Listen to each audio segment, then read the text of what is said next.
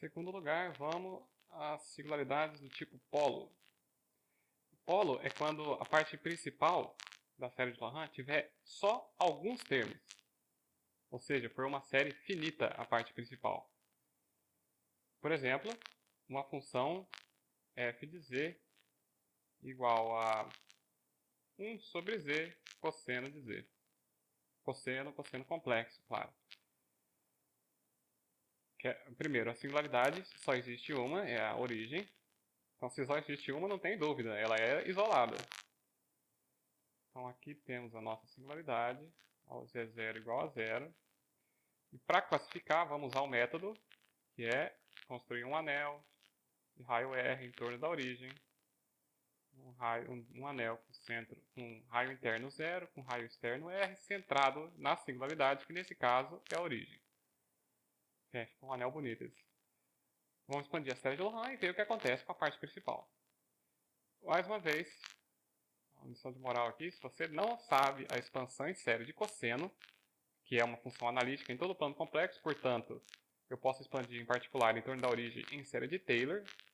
Você pode encontrar, calcular a série de Taylor dela na origem, é muito fácil. E vai dar, se você fizer a conta, 1 menos z ao quadrado sobre 2 fatorial, mais z na quarta sobre 2 sobre 4 fatorial, etc. Então são as potências positivas de z. 1 é potência positiva de z, né? Z na zero. As potências positivas, ó. São as potências pares de z. Z na zero, porque zero é par também. Então, 1 pode ser visto como potência par de z. Todas as potências pares, sinais alternados e os fatoriais embaixo. Se a cosseno de z é assim, a expansão em série de Laurent da função f em torno da origem já está dada, né?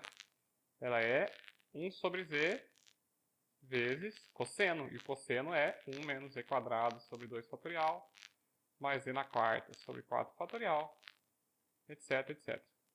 Isso dá, primeiro, 1 sobre z. Opa! Parte principal, apareceu potência z no denominador. Próximo, menos z sobre 2 fatorial.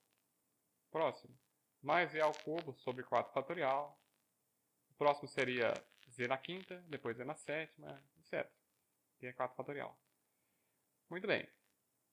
Essa é a expansão em série de Laurent da nossa função em torno da origem.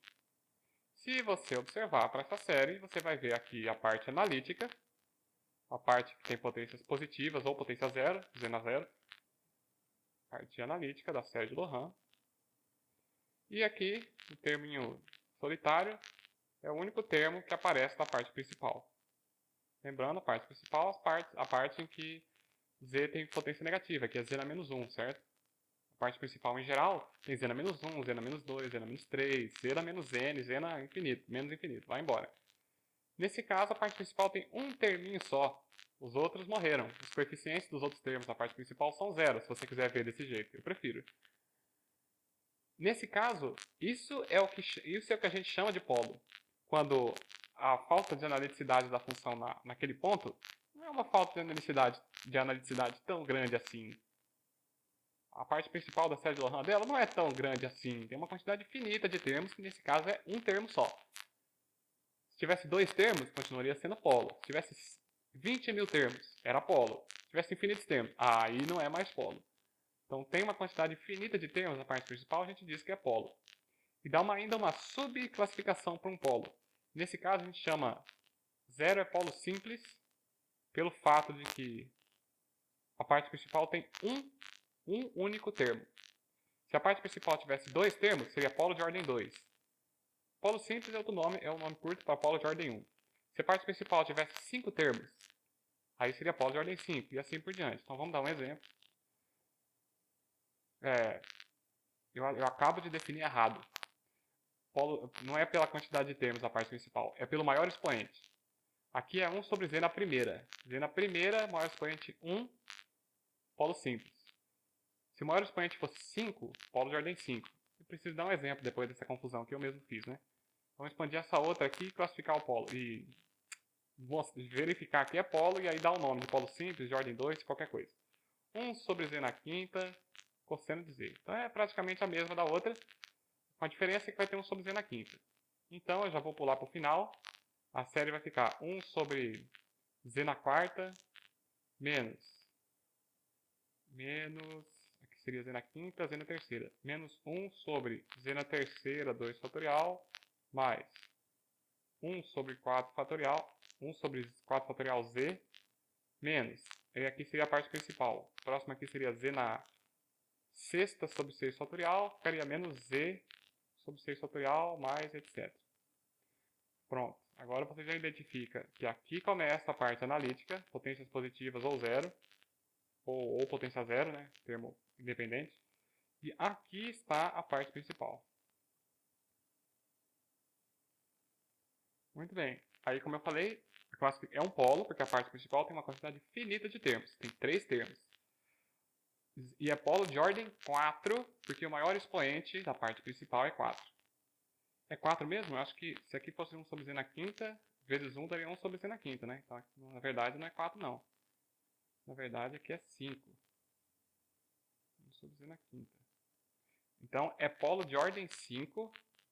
0 é polo de ordem 5. Porque o maior expoente da parte principal é 5. Não é pela quantidade de termos da parte principal, e sim pelo maior expoente. É tipo assim, né? Quão fundo vai essa sua singularidade? Vai até z na quinta. Eu tinha que multiplicar essa função por z na quinta para deixar de ter a singularidade na origem. Muito bem. Assim como aconteceu com singularidade removível, para a singularidade de tipo polo, também tem um jeito direto e um jeito indireto de verificar que é um polo. O jeito direto é expandir na série, igual a gente fez para removível. O jeito indireto, quando aparece denominadores estranhos, dificultariam expandir a função em série. Por exemplo, 1 sobre 1 menos cosseno de z. Tudo bem, cosseno de z tem uma série? Sim. Você pode construir a série do 1 menos cosseno? Claro. Mas aí você vai ter que fazer o trabalho de fazer 1 dividido pela série. Você vai ter que inverter a série. Não vamos fazer isso só para poder olhar no final para quantos termos tem a parte principal, se a parte principal desaparece ou não. Tem que ter um jeito mais fácil de determinar se é um polo ou não. Então, o método indireto é o seguinte. Eu vou mostrar qual é o limite que você tem que considerar, mas vamos tentar dar uma intuição do porquê que ele funciona. Quando um polo é de ordem k, é porque a parte principal é assim, bk sobre z menos z0 na k, mais bk menos 1 sobre z menos z0 na k menos 1, mais blá blá blá, mais b1 sobre z menos z0, mais a0, mais a1 z menos z0, parte analítica agora, né? Mais a2 z menos z0 ao quadrado, etc. Certo? Então, se a série de Lohan tem essa cara, é porque o polo é de ordem k, certo? O maior, supondo que o bk não é zero. Esse termo não pode morrer. É o termo de maior expoente do z menos z0 na parte principal. Então, é zero de ordem k. É possível ter outros termos na parte principal. Esses bk-1 até b1 podem ser zero. O que com certeza não é zero é esse último aqui, para que o polo seja de ordem k. Nesse caso, se você fizer z menos z0 elevado a k vezes a série, eu vou só escrever assim, vezes série. Entenda que série é essa série aqui de cima.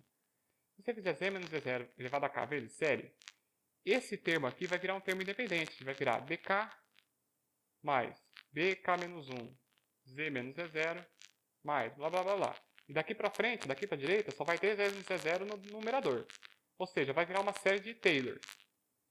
E aí, se eu fizer o limite quando z tende a z0 dessa coisa aqui, de z menos z0 elevado a k, vezes a série, vai dar bk. Porque os outros termos vão morrer. Z menos z0, quando z tende a zero, morre. Z menos z0 ao quadrado, que seria o próximo aqui, também morre. Vai dar bk. Então, eu faço esse limite, que dá bk. Se o limite não for zero, é porque é polo de ordem k. Se for zero, não sei ainda. Ainda não sei que tipo de polo é. Eu testo um outro k. Por exemplo, para essa nossa função, vamos fazer o limite quando z tende a z0, e o z0 é a origem, vamos classificar a singularidade na origem. Limite quando z tende a zero, de z menos zero elevado à primeira potência, para ver se é polo de ordem 1, vezes a série, vezes a função, porque a função e a série são idênticas, né, no anel. Isso aqui é o limite de z sobre 1 menos cosseno de z, quando z tende a zero, vou omitir o subscrito aqui, por L'Hopital, por L'Hopital, deriva em cima dá 1, deriva embaixo dá seno de z. Nossa, o limite quando z tende a zero disso não existe. Não existe. O que significa que não existe? Significa que nossa parte principal da expansão em série desse negócio não termina em 1 sobre z menos z0. Ele deve ter termos na parte principal, que é 1 menos z0, 1 sobre z ao quadrado, 1 sobre z ao cubo, por isso que o limite não existe. Vamos tentar então uma potência maior. Vamos tentar o limite quando z tende a zero de z menos z0 ao quadrado vezes 1 menos cosseno de z. Isso aqui é o limite quando z tende a zero de z ao quadrado por 1 menos cosseno de z, que é da forma 0 sobre 0, então por L'Hopital, esse é o limite quando z tende a zero de 2z sobre seno de z. E agora o limite de z sobre seno de z é o limite fundamental, isso dá 2, que não é zero. Pronto, achamos que ordem é o nosso polo. Nosso polo é de ordem 2, porque o limite de z quadrado vezes a função existe e não é zero. Se ele existe, quer dizer que a série não tem termo 1 sobre z ao cubo, nem termo 1 sobre z na quarta, e nem potências maiores que 2 no denominador. Porque se tivesse, o limite ia explodir, concorda? Se tivesse tipo 1 sobre z na quarta na série que representa essa função, z quadrado vezes 1 sobre z na quarta, ainda ficaria 1 sobre z quadrado, ia fazer explodir o limite quando z fosse para a origem. Se o limite não explodiu, é porque a parte principal da série de Lohan termina em 1 sobre z quadrado. E aí, quando eu multipliquei, aconteceu isso que eu tentei mostrar aqui em cima. O último termo era bk sobre z na k, nesse caso k era 2. Quando eu multipliquei por z na k, a série ficou assim.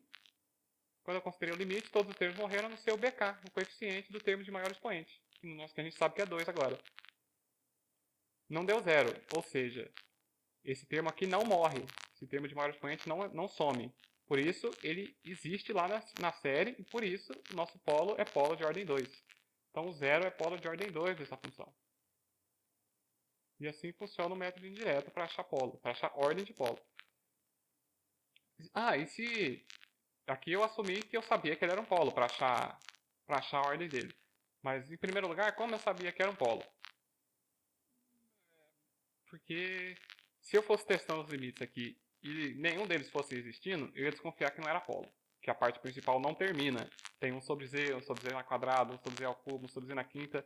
Se a parte principal for infinita, nunca vou encontrar um limite que convirja para algum número. Todos vão dar infinito. Se eu for testando o limite 1 por 1, z menos z0, z menos z0 ao quadrado, z menos z0 ao cubo, e algum deles convergir, garantidamente é polo e é daquela ordem.